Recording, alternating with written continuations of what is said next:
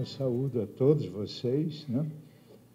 Com muita alegria. Me apresentar aqui como presidente do Conselho de Minas Gerais, eu preferia ser apresentado como o primeiro bispo de Duque de Caxias.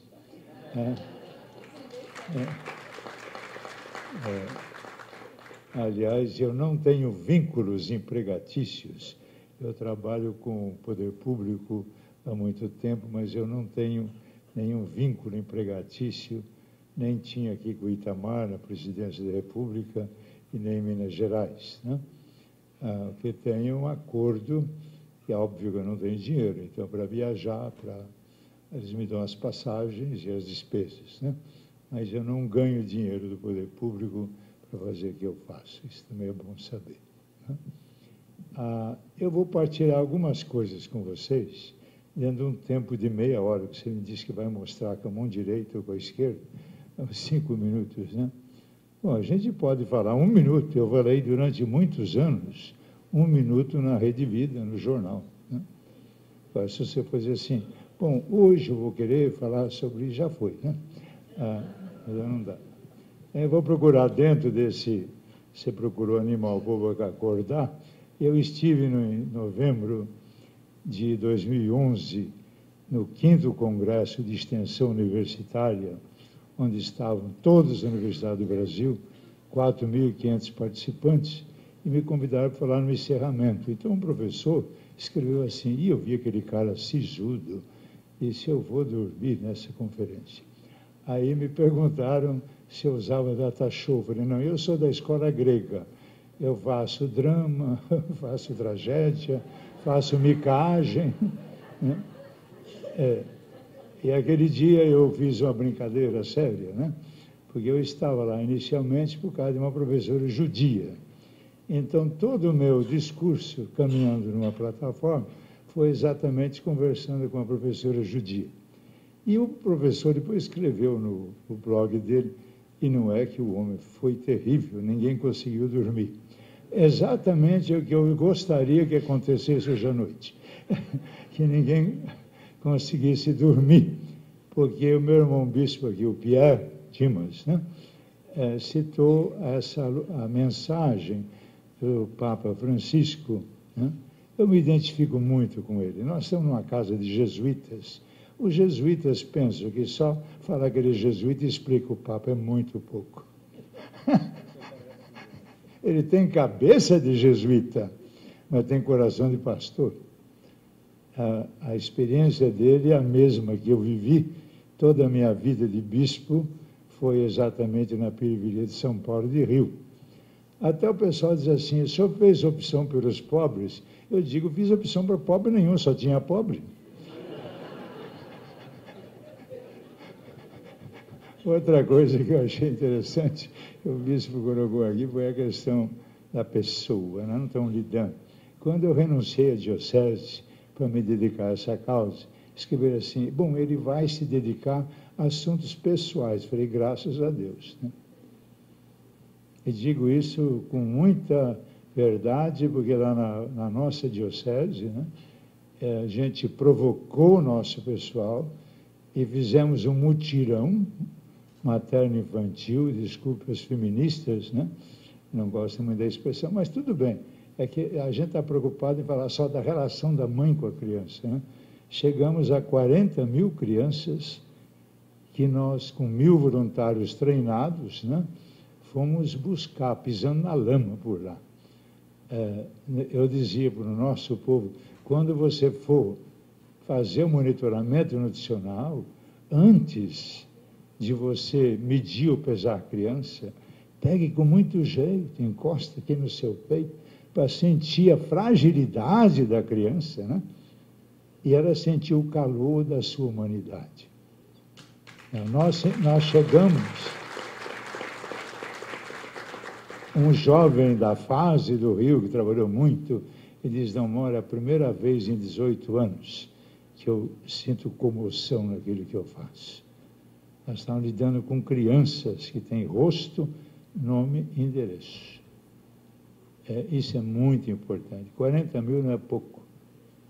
E quero, desde já aqui, incentivar, acho que o bispo fez uma referência também, Não, acho que nós precisamos dar um passo novo em relação à nossa própria Caritas, né?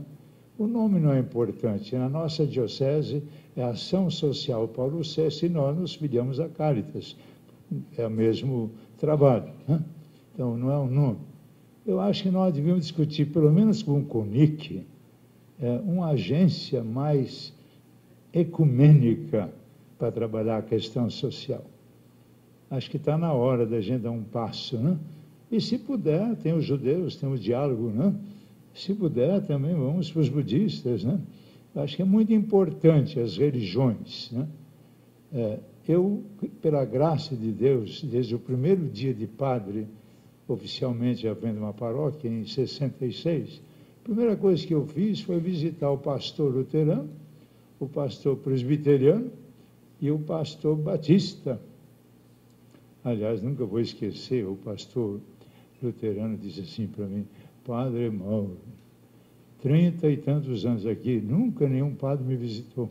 Eu vou escrever no livro de tombo, com tinta vermelha. Mas o ponto divertido foi, disse assim: estou cansado de ser chamado pastor alemão. Ficamos muito amigos, né? No dia que eu fui eleito bispo, na entrada de Rio Claro, estava lá o pastor batista, o pastor luterano, o pastor presbiteriano, não tinha nenhum padre católico. Outro dia eu fiz aniversário, não sei de quê, né? Nenhum dos padres que eu ordenei se lembrou de me telefonar. Um pastor batista, logo de manhã, estava lá em Fortaleza, numa convenção, e disse: irmão, ele levou muito tempo a me chamar de irmão. Ele dizia assim: estou te cumprimentando pelo seu aniversário. Glória a Deus. É interessante, né? Então, deixa eu contar mais uma brincadeirinha. Eu pedi um encontro com os pastores da Assembleia de Deus, lá em Foz do Iguaçu, né? Então, eu fui recebido na sede deles, cheguei assim, né? Antigamente eu usava terno e gravata, mas depois que eu assumi essa função, eu passei a usar o colarinho. Disse: nossa, Dom Mauro, estou mais comportado. Não é mais econômico. Para você usar terno e gravata, tem que ter bom gosto, tem dinheiro, tem que combinar a gravata com a cinta. É complicado.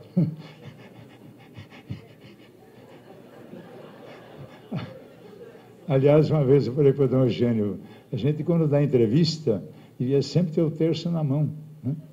Não é interessante? Uma vez eu estava com o Fernando Henrique, quando ele era ministro, lá no Palácio, né? E eu também gosto de caminhar e faço a oração do terço caminhando, né? Às vezes a minha oração é assim: Alá é grande e misericordioso. Então eu puxei aquela coroa como é que se diz, dos árabes, né? Para que o que os fotógrafos fotografaram, eu falei: precisam de 5 terços. E mostra, não é marketing agora, está no marketing católico também, né? Cada coisa que eu estou vendo na minha vida, tá bom. Mas então, me receberam na igreja da Assembleia, na sede, né? Aí, depois que eu falei um pouco, o pastor mais sisudo, ele disse assim: nesta reunião eu aprendi 2 coisas importantes. Falei: glória a Deus, meu irmão. Podia se dignar a partilhar conosco o que o Espírito te revelou? Ele disse: a primeira, que o que nos une é muito maior do que o que nos desune. Eu falei: glória ao Senhor. E qual é a segunda? Ele disse assim: enquanto nós estamos brigando, Satanás está reinando. Eu disse: amém, aleluia. Aí eu virei para ele e disse assim: interessante, nós nos encontramos aqui, mas nem uma oraçãozinha foi feita aqui. Ele disse: eu também preciso da oração da Assembleia. Para que começaram? Eu entrei na dança. Fazendo isso para motivar um pouco, né? Esse diálogo. O meu sonho, até me deram um terreno, seria, eu estou com 78 anos, e não queria juízo. O meu sonho seria construir um mosteiro ecumênico, onde a gente tivesse uma comunidade de budistas, de luteranos, né? De católicos, né? E cada um cultivando a sua espiritualidade e com um projeto de vida comum ligado à alimentação. Era um sonho meu, um pouco assim, né? Eu estou chegando aqui, quem pagou minha viagem aqui é a International Association of Religion Journalists. É interessante, né? Ontem nós estávamos falando inglês, espanhol e português, italiano também um pouco, né? Foi das 8 da manhã até as 10 da noite, né? Mas é muito comovente você perceber as pessoas quanto sofrem. E há muita tensão entre religiosos e jornalistas, né? De um lado, é despreparo, de outro, é preconceito. Esse cara aí vai acabar comigo, o que eles vão aprontar, né? Acho que nós temos que superar essa... E há muita violência, muita morte também de jornalistas, né? Em 2 anos, essa associação já está com mais de 400 jornalistas e procurando esse movimento até como apoio uns aos outros por causa de perseguição e de ameaças. Coisa séria. Então, fica aqui uma primeira sugestão. Eu tenho, meu caro amigo, uma dificuldade com os objetivos do milênio. Primeiro, uma leitura positiva. Nenhum dos 8 deixa de ter referência à alimentação. O último é desenvolvimento. E o problema da falta de comida, não sei o quê, é desenvolvimento, que é o modelo. Essa é a primeira questão, né? Se você vai lá, a questão de gênero, quem mais apanha por problema de alimentação é a mulher. Aliás, ela se dá em alimento também, né? É impressionante, né? Nenhum deles. Educação não há sem alimentação. Não há saúde sem alimentação. Eu costumo dizer em todo lugar, né, que a vida, né, desde que o casal se une, espera que por amor, e o óvulo é fecundado, começa um processo de alimentação. A vida é um processo permanente de alimentação. Se você passar mais oxigenação, alimentação, né? E a gente devia sempre procurar cuidar das nossas panturrilhas, porque toda a oxigenação do organismo, de baixo para cima, depende delas, né? Então, a vida é um processo permanente de alimentação, oxigenar. Eu tive a graça de ter 1 ano de introdução à arquitetura por um professor da Universidade Federal, no Rio Grande do Sul. A gente vê esses prédios, né? Devem ser todos feitos por engenheiros, sem ofensa a nenhum engenheiro, né? Você vai lá em Minas Gerais, a cidade administrativa, venta para todo lado, é vento que não acaba mais, tudo fechado com vidro. A aeração do ambiente, a oxigenação do ambiente, né, é muito importante. Passou de 4 minutos e pouco, começa a lesão cerebral. Você pode passar algumas horas sem líquido, né? Chega um ponto que não dá mais, sem alimento sólido, né? Então, a vida é um processo permanente de alimentação. Alimento é vida. Essa que é a nossa coisa linda, né? Olha, por que eu estou nessa missão e não sou incansável? Segunda-feira eu estou indo para São Leopoldo, agora a gente anda com jesuíta, né? Então nós fechamos um acordo, nós vamos fazer um simpósio internacional de 5 a 8 de maio em São Leopoldo, na Unicinos, sobre essa questão, qual é a realidade alimentar nutricional no país dentro do contexto dos objetivos do milênio. Já o convidei, vamos estar lá, vai ser bispo, vai ser muito bom. É importante, é um ano de eleições, né? Depois que eu cheguei aqui, eu recebi um telefonema da Universidade lá de Belém do Pará. Vai haver lá em Belém do Pará, o ano que vem, o 6º Congresso de Extensão Universitária. Você sabe, a universidade tem 3 grandes tarefas, né? A pesquisa, o ensino e a extensão. A extensão é o que dá relevância à universidade. A EPAMIG tem que fazer pesquisa aplicada para a agricultura familiar. Senão, o que nós estamos fazendo, né? Você tem o sul de Minas, você pode produzir, hoje, por exemplo, produz azeite no mundo. Há uma variedade de mais de 700 variedades de oliveira, né? Lá a pesquisa não chega a 70 ainda, tem muita coisa para você trabalhar. Naquela região, você pode produzir uma maçã já desenvolvida, que se chama Eva. Por que é Eva? Por causa do gênio, da tentação. Essa maçã, ela dá na entre-safra. Quando Santa Catarina, o Sul, não produz, é essa maçã de boa qualidade, parecida com a gala. Não? Interessante, né? O que se pode produzir de comida, né? É impressionante. Uma das coisas bonitas que eu vi na minha vida foi na Diocese de Floresta, ali no Rio São Francisco, aquelas unidades de pescadores, né? É uma experiência exitosa, tem começo, meio e fim. Há 3 anos atrás, levei o ministro da Pesca lá, não era o bispo ainda, era o outro. Né? Levei o ministro para ver, choraram, nunca mais voltaram lá. Eu cheguei a fazer um projeto, encaminhei, fui ao Gilberto Carvalho, né? O Gilberto Carvalho morou na Diocese do Duque de Caxias, ele era secretário nacional da Pastoral Operária, né? Então a gente tem assim uma certa ligação, embora ele está lá, falei para ele, espero que depois que você sair a gente continue amigo, né? A coisa é meio complicada, né? Então eu fui até o ministro da Defesa com uma proposta, vamos criar tem escrito, vamos criar um programa alternativo ao serviço militar, para formar o quê? Né? Formar a Força Expedicionária de Paz do Brasil, rapazes e moças técnicos em produção de alimentos. Aí eu tive aquela, está bem escrito, bonito, até chamava-se Projeto Galileia. Né? Sabe o que foi que ele disse para mim? Eu me lembrei de Paulo Apóstolo no Areópago. A sua conversa é muito boa. Volte aqui outro dia. Olha, em Minas Gerais, estudo feito pela Secretaria de Ciência e Tecnologia, em todas as represas e açudes, federal e estadual, né?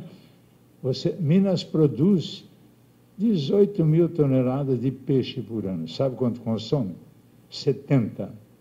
Se você descontar poluição, turismo, navegação, em todas essas áreas, né? Sabe quanto que dá para produzir lá em 2 anos de peixe? 200 mil toneladas. Consome 70, produz 18. Estão percebendo? Você falou um dos pontos importantes, né? Tem muita coisa a fazer, minha gente. Muita coisa, né? Eu não vou poder exagerar aqui não, mas a outra dificuldade que eu tenho em relação aos objetivos de milênio é o seguinte, nenhum deles se realiza se você não garantir, né, o alimento.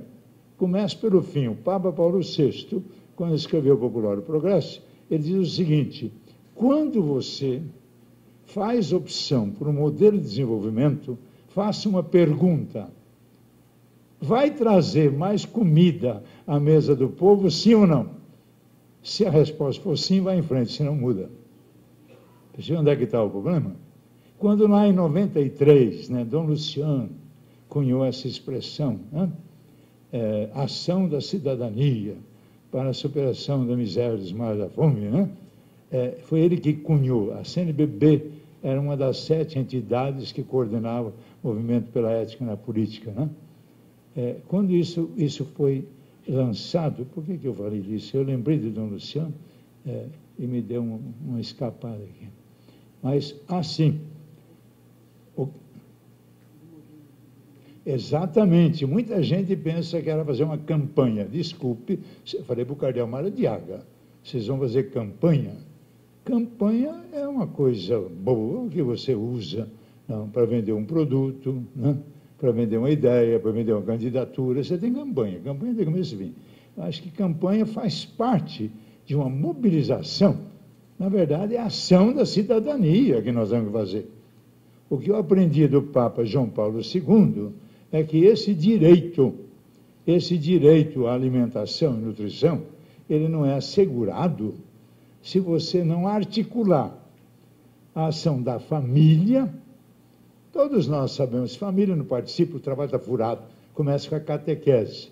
Aliás, catequese já está no século retrasado, hein?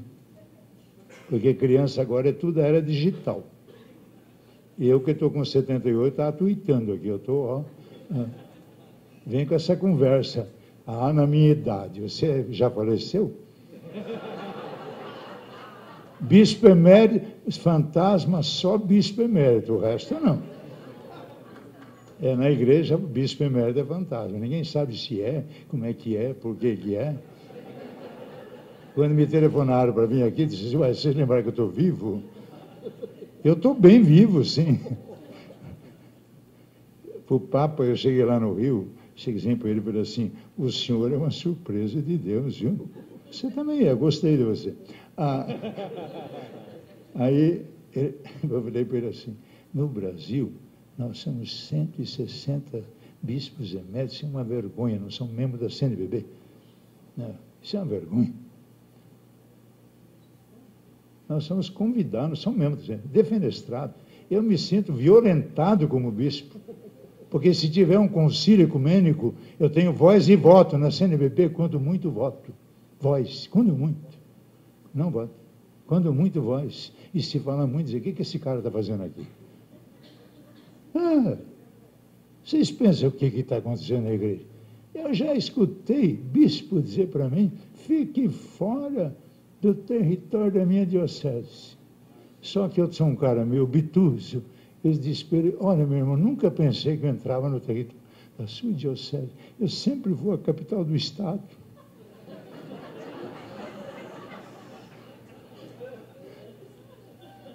Há pouco tempo, desculpa dizer, pouco tempo um padre virou para mim, o senhor fique fora da minha paróquia. Eu estou mudando para Penápolis, diocese de Lins, onde eu fui batizado. Porque lá, se o Frei falar para mim, fique fora, eu digo, você de fora, eu sou aqui. Está lá no registro. 7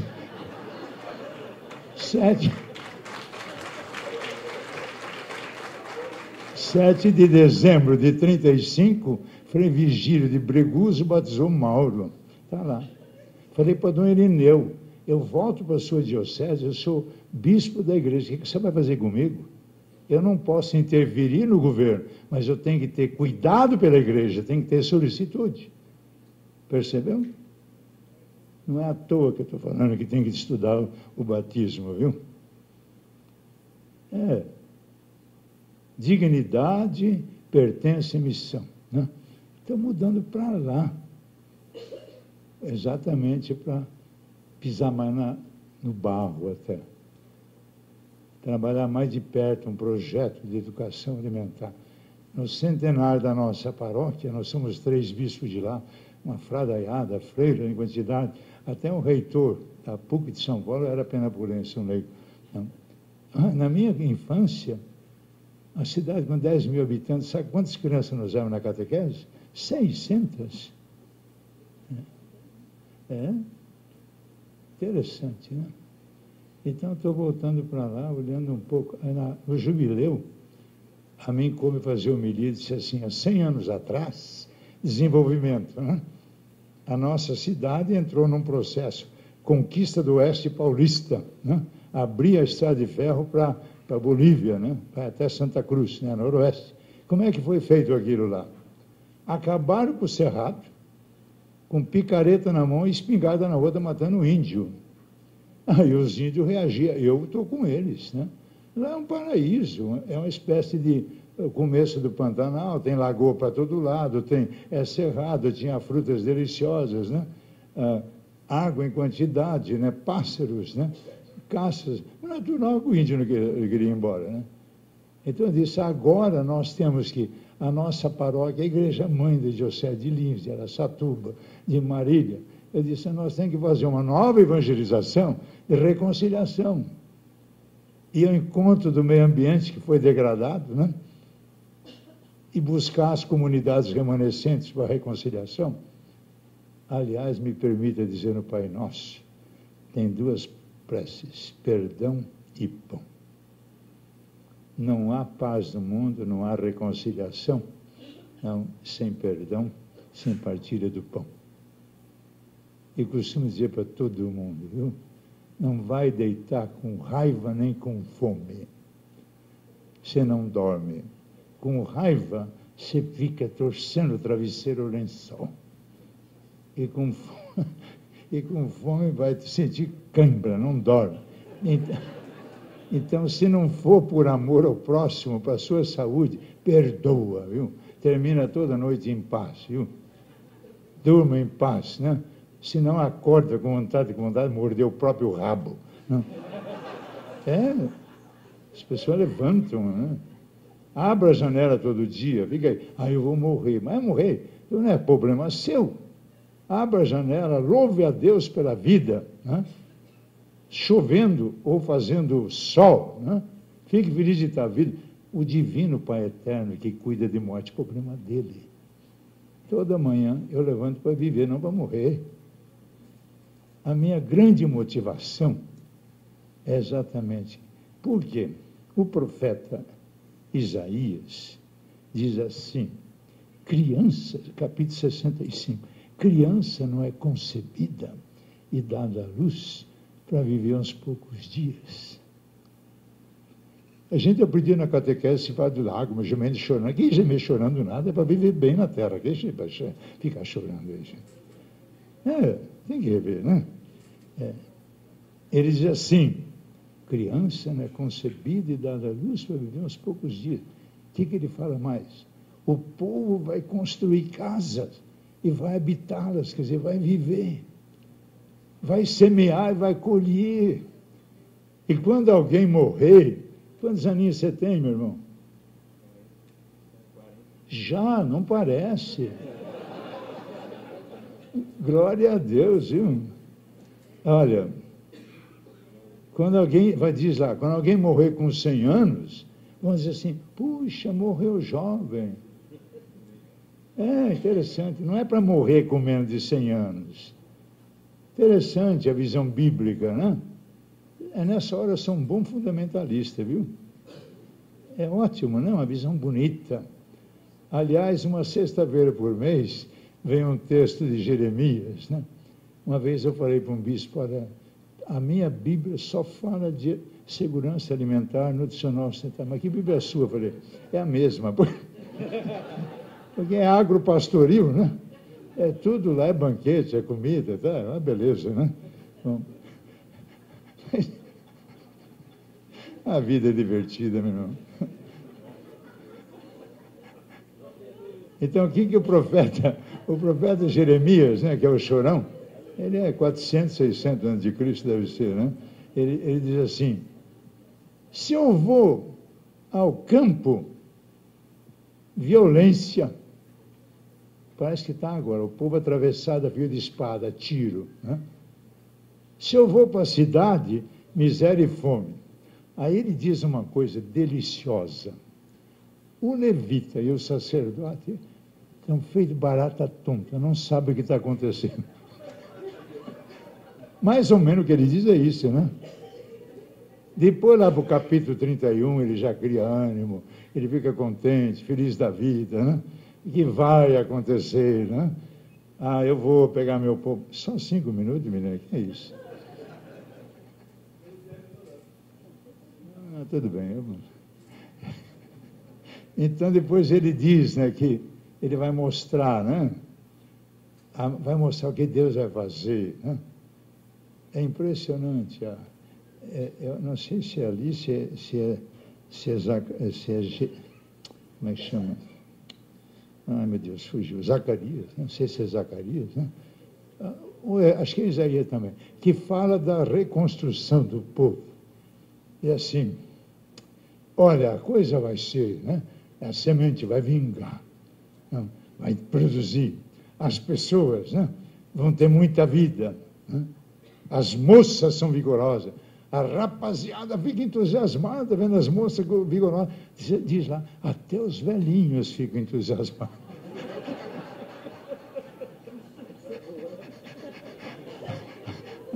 De tanto vigor, né? Vai ficar aí desmunhecado, caindo em pedaços, né? Muita vida. Sempre que alguém pergunta, por que o senhor está trabalhando? Eu digo, olha, é muito simples. O que eu mais sonho na vida é ver um povo saudável, inteligente, criativo e bem-humorado. O objetivo dessa dona segurança alimentar, nutricional, nada mais do que isso. Porque se você não tiver saúde, né, você não faz nada. Saco vazio não para em pé, né?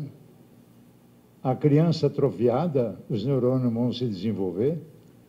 Um horror, né? A Maria Rita está ali, a minha companheira. Nós somos de uma seita chamada Instituto ABAP, ela é doutora em nutrição, né? Nós fundamos uma organizaçãozinha nossa, nós somos todos, defeito da ditadura, tudo assim escondido, né? Você vai no Itamaraty, o Milton Rondó, que coordena as coisas do exterior, é do nosso grupo. Você vai em Maceió, a promotora lá é do nosso grupo. Você vai em Porto Alegre, o Procurador Federal da República é nosso também, né? Você vai no Conselho do Rio Grande do Sul, o presidente também é do nosso grupo. Nós somos um grupinho assim, espertos, está cheio de gente pela universidade, tudo infiltrado, né? A nossa preocupação é o quê? Né? Que a universidade, né, seja relevante. Vá me convidar, eu vou falar no 6º Congresso. Aliás, no 5º Congresso eu disse o seguinte, interessante, nessa semana, foi em novembro, né, lá em Salvador, de segunda a quinta, houve a 4ª Conferência Nacional de Segurança Alimentar. Eu tenho minha dúvida se foi nacional mesmo, né? Hoje eu acho que a primeira nacional mesmo só foi a primeira. Deixa eu falar. Então eu disse assim, e aqui, né, nós estamos terminando a nossa conferência. Lá estavam os famintos e aqui os saciados. Como é que nós vamos fazer um congresso de extensão universitária com a extensão presente ali? É o povo da região, é a realidade regional, né? O que dá relevância à universidade é isso. Vou procurar fechar, né? Acho que já deu para perceber um pouquinho assim do tempero, né? A gente pode voltar outras vezes, viu? Se quiser cursinho de educação à distância, nós temos um até de graça, né, Maria Rita? A gente tem com 60, podemos melhorar se quiser, né? Bom, então quero encerrar dizendo o seguinte, algumas poucas coisas, né? Quando eu falei do objetivo do milênio, né, eu disse que eu tenho uma dificuldade. Eu considero cínica a decisão dos chefes de Estado e de governo. Quem é que lhes deu esse poder de decidir que metade vive e metade morre? A decisão foi, vamos reduzir pela metade. Sempre me incomodou muito isso. E me incomoda, né? Eu estou fazendo já no 5º Congresso, falei, estou mexendo para no dia 15 de outubro, e falo para vocês aqui, daqui a 2 anos, 15 de outubro, véspera de 2015, do Dia Mundial da Alimentação, eu vou tentar fazer, espero conseguir, vigílias em todas as universidades que aderirem com os movimentos sociais, das 10 da noite às 6 da manhã, usando todas as tecnologias de informação e comunicação. Então, lá do Haiti, só vai dizer uma palavra através... Então, a gente vai ter um esquema de trabalho a noite toda. Quando amanhecer, dia 16 de outubro, nós vamos, quando o sol raiar, todo mundo na praça mais próxima à universidade, para clamar em favor da vida do planeta. A preservação das fontes da vida, né? E da vida humana dentro dele, né? Quer dizer, a nossa agenda é esta, e nós que exigimos que se faça isto. Será que nós não podemos trabalhar uma coisa dessa? Uma grande vigília. Antes dos carismáticos, eu comecei a fazer vigília na minha diocese, como na igreja antiga de Pentecostes, né? Inclusive, fiz uma vigília em 92, quando houve a Eco 92, nós tínhamos 54 nações ali dentro, a noite toda, e 72 igrejas cristãs separadas. Um evento memorável, entrada da Bíblia para a nossa juventude negra, porque a Diocese de Caxias, 60% é negro, né? A dança com ritmo afro-vestes, né? Entraram com tochas e a Bíblia, né? Até hoje eu encontro gente, quando viajava, hoje não tem viajado muito, né? Tinha um bispo africano, mas o homem gingou que dava gosto. Nada na Europa, muito bonito. Nós temos que trabalhar mais também o simbólico, né? Eu acho que um povo em vigília, né? Passar em vigília para clamar pela vida. Outra coisinha rápida que eu queria dizer para vocês, nessa altura da vida, o que eu acredito mais? O Lula, ele pensa que fez muita coisa, fez. O problema não é o que ele fez, é o que ele pensa ter feito e não fez. Esse que é o problema. Né? Porque a questão da alimentação, o nosso saudoso, vivo, fantasma Bento XVI, quando o pobrezinho entrou, fecharam, falei, mais um fantasma, né? Não, grande homem. Né? Bento XVI, na encíclica Caridade na Verdade, no número 27, que é um tratado pequenino, muito bom sobre essa questão. Aliás, eu pedi a João Paulo II uma encíclica. Não, ele não escreveu encíclica. Eu disse assim, até, se me permite dar o título, dai-lhes vós mesmo de comer. Pois é que ele escreveu uma carta de Quaresma, acho que em 95, excelente, só que não tem o quê? O peso de uma encíclica. Você sabe que eu tenho uma tentação de montar uma equipe, pegar todos os pronunciamentos de João Paulo II para a FAO, né? Nas visitas pastorais, né? Lá em Piauí, quando ele chegou no aeroporto, Santo Padre, o povo passa fome, né? E publicar uma encíclica póstuma, sem nenhuma manipulação. Aproveita tudo que ele disse no formato de uma encíclica, eu, Carlos, né? Porque lá no céu ninguém sabe o que é João Paulo II, você sabia, né? O que vale não é o nome de batismo, né? Vamos canonizar o João Paulo II? É ótimo, a igreja é uma maravilha, viu? Nem os papas levam a sério o batismo, né? É engraçado essa nossa Santa Madre, né? Outro dia eu disse para uns batistas, pastor, aliás, eu tenho mais pastor que ora por mim do que padre católico. É porque também você só encontra pastor hoje em dia nessas ruas, padre não aparece. Está tudo com roupa cara de R$1.000, aquelas túnicas, aquelas coisas deslumbrantes, né? É impressionante, né? Um ritualismo, né? Uma vez, um seminarista na Diocese de Dom Mauro, o senhor sempre nos trata bem, mas o senhor olha para a gente na missa com um olhar fuzilante. Eu falei, você sabe por quê? Porque quando eu era seminarista, eu fui até cerimoniário de bispo. O turíbulo tem toda uma tecnologia de manuseio. Vocês recuperaram, mas não sabem usar. Eu fico apavorado. O seminarista pega turíbulo, eu vou afastando. O senhor sabe o que aconteceu? Uma diocese é acertar a cara do bispo com o turíbulo cheio de brasa.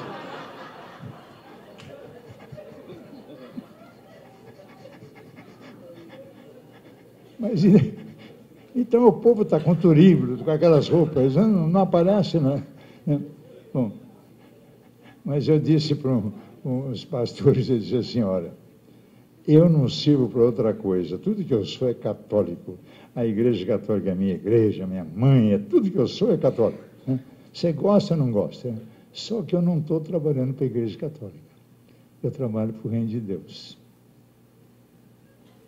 Eu sou um bispo de tempo integral, trabalhando para o reino de Deus. Agora, a igreja é a igreja. Se na igreja você é fantasma, lá fora, eu ando muito nas universidades leigas. Eu estive num lugar por aí, uma universidade católica, né? O reitor me deu 20 minutinhos, eu olhava no relógio, a secretária dele estava com o telefone prontinho.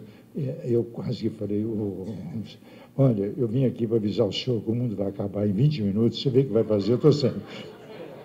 Saí de lá, fui à Universidade Federal, o reitor me recebeu por uma hora, a vice-reitora, com a imprensa. É interessante, não é? É interessante o nosso mundo, né? Mas tem que, né? Então, o que eu acredito mesmo hoje é num binômio indissolúvel, educação e nutrição. A primeira vez foi lá em Botucatu que eu disse para o reitor da Unesp, Universidade de São Paulo, eu falei assim, Vossa Magnificência, chegou a essas grandezas, porque a senhora, sua mãe, pôde gestá-lo muito bem.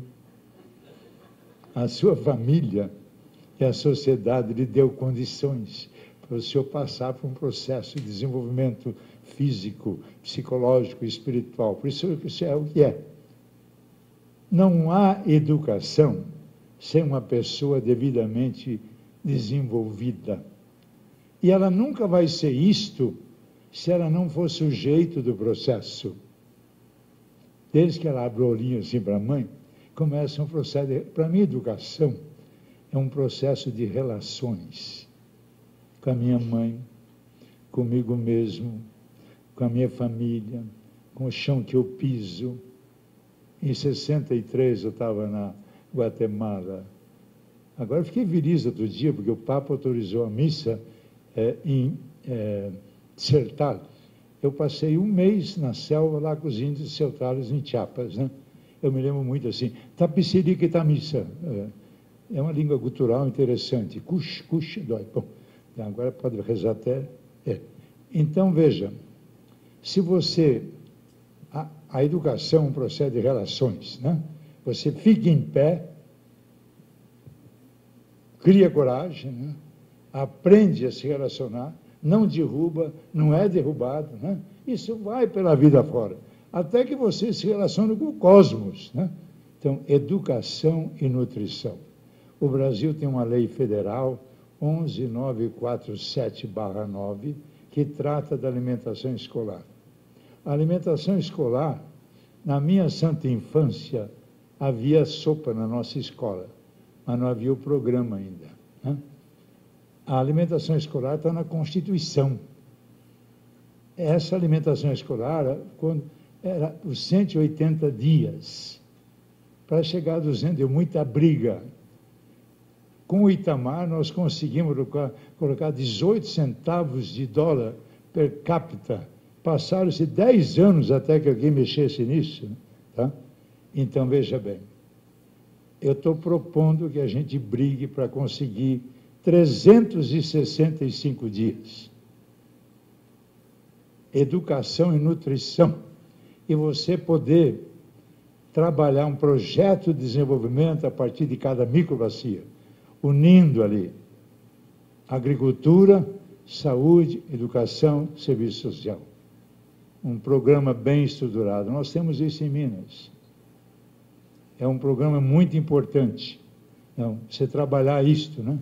Então, de tudo que eu acredito hoje, a lei que o Lula fez foi porque o projeto anterior foi engavetado. Era uma proposta mais ampla, mais generosa. E quem mais engavetou foi o pessoal do Rio de Janeiro, onde eu fui bispo. Aí lá no Senado eu disse para o Dornelles, o senador, falei, senador, é óbvio que vocês têm que ser contra, porque é uma vergonha. No Rio de Janeiro, 5% dos produtos hortigranjeiros são do Estado, o resto é tudo de Minas, e São Paulo. Estão percebendo? E a lei, essa lei diz aí 4 coisas, eu vou encerrar mesmo. Primeira coisa, é um direito, não é?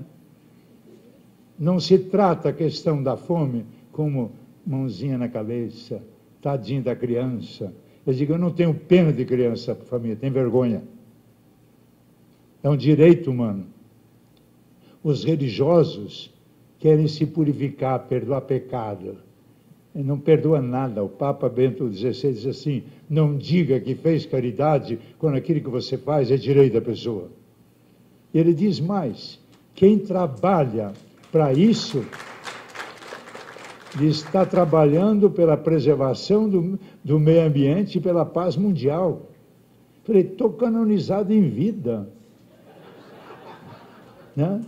Então, veja que coisa importante. Eu queria deixar aqui para vocês esses pedidos. Vamos unir, não, as nossas energias, né, para que a nossa criançada coma, estuda, desenvolver o país com um projeto de desenvolvimento onde deve entrar a economia solidária, se não for. A última coisa de verdade que eu falei para ela lá fora, que eu ia dizer, eu estou contra essa conversa de acabar com a pobreza. Tem que acabar com a riqueza, e a filha primogênita... A filha primogênita da dona Riqueza é dona Miséria. Você vai no Morumbi, lá em São Paulo, tem os palacetes, é igual na Beira-Mar, o penhasco, cheio de molusco, favelinha em volta. Eu fui bispo lá. Né? A riqueza não vive. Pobreza é o que é?